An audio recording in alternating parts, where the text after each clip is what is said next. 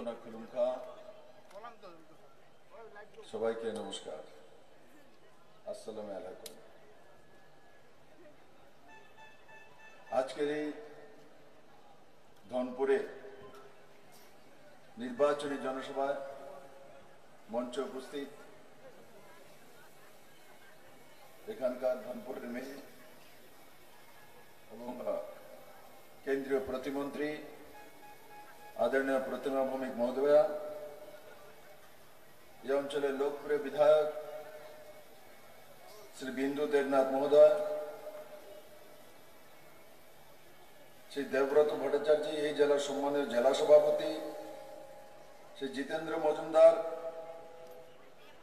विधायक काकरामन, श्री पद्मलोचन त्रिपुरा एमडीसी, श्री ओमियो दयाल नवातिया, এই অঞ্চলের টিপরা মাথার অন্যতম নেতা Shri David Mura Singh, south zonal chairman Tripura Motha, আর এখানে উপস্থিত ভারতীয় জনতা পার্টির সমস্ত নেতৃত্ব, আমার পৃষ্ঠা প্রমুখ থেকে ভারতীয় জনতা পার্টি আইপিএফটি ত্রিপুরা মাথার সমস্ত কার্যকর্তা ভাই বোনেরা, অত্র অঞ্চলের সুধী নাগরিক বৃন্দ, মিডিয়ার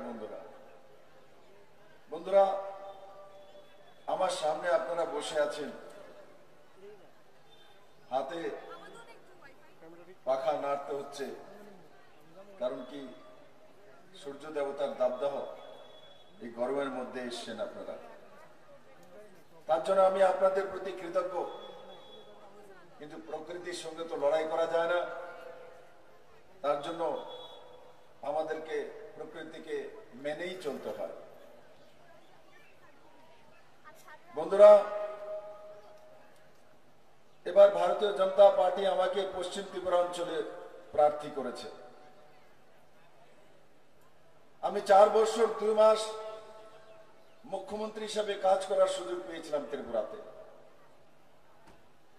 এই ত্রিপুরাতে একদলীয় ব্যবস্থা ছিল, একটা লম্বা সময় কমিউনিস্টরা ক্ষমতাসীন ছিলেন, আর এই অঞ্চলের বিধায়ক মানিক সরকার 4 বারের মুখ্যমন্ত্রী ছিলেন।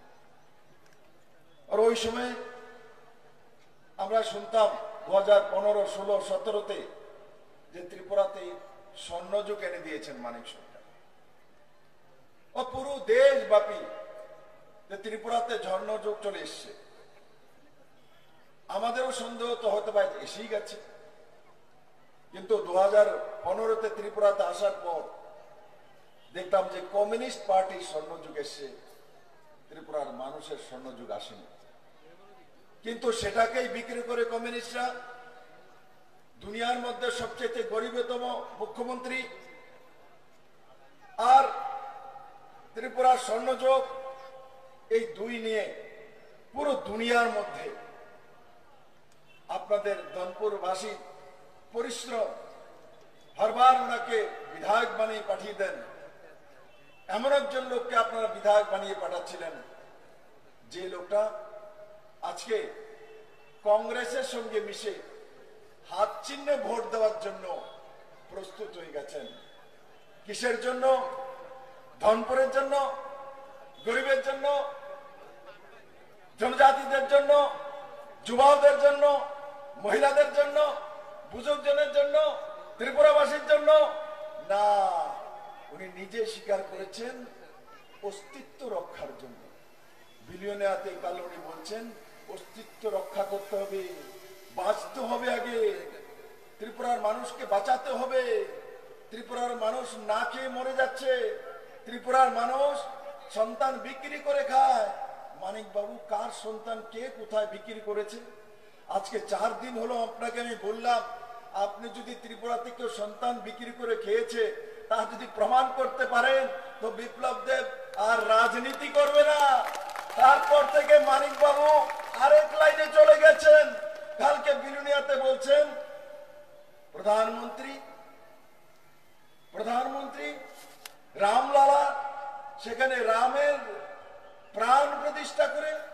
রাম তো ভগবান, ভগবানের আবার রাঙারে আবার প্রাণ প্রতিষ্ঠা করতে হবে। আরে মানিক বাবু, আপনি ভারতীয় সংস্কার জানেন না, সংস্কৃতি জানেন না, কি বলেন আগ্রম বাগ্রম, ভীম রীতি ধরে